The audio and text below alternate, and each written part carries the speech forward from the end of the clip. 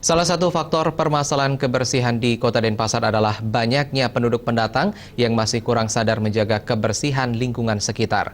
Mengantisipasi kondisi tersebut, pihak DKP mengintensifkan pengawasan dengan penegakan aturan serta menindak tegas oknum yang melanggar kebersihan.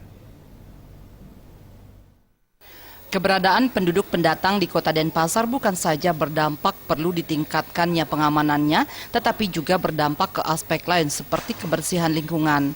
Kepala Bidang Operasional Kebersihan DKP Kota Denpasar, Ketut Adi Wiguna mengatakan, salah satu faktor permasalahan kebersihan di Kota Denpasar adalah banyaknya penduduk pendatang yang masih kurang sadar akan kebersihan lingkungan di tempat mereka tinggal.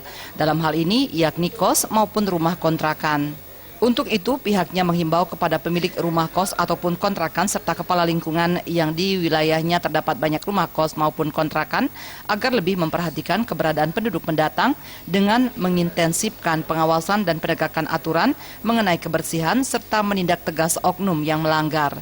Masyarakat sekarang di Kota Denpasar yang kena itu, yang melanggar itu sebagian besar warga masyarakat pendatang, termasuk kos-kosan, kontrak,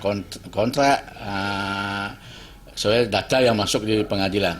Oleh karena itu, kami tetap menghimbau kepada tokoh masyarakat yang terbawah melalui kalian itu mengingatkan kepada pemilik daripada kos-kosan agar masyarakat yang ngekos itu tetap mengikuti ketentuan yang sudah ada.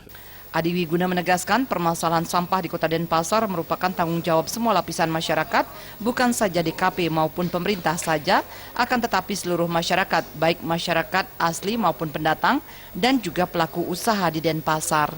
Dengan kesadaran semua lapisan masyarakat akan kebersihan, maka permasalahan sampah di Kota Denpasar pasti bisa teratasi. Gargita Bali.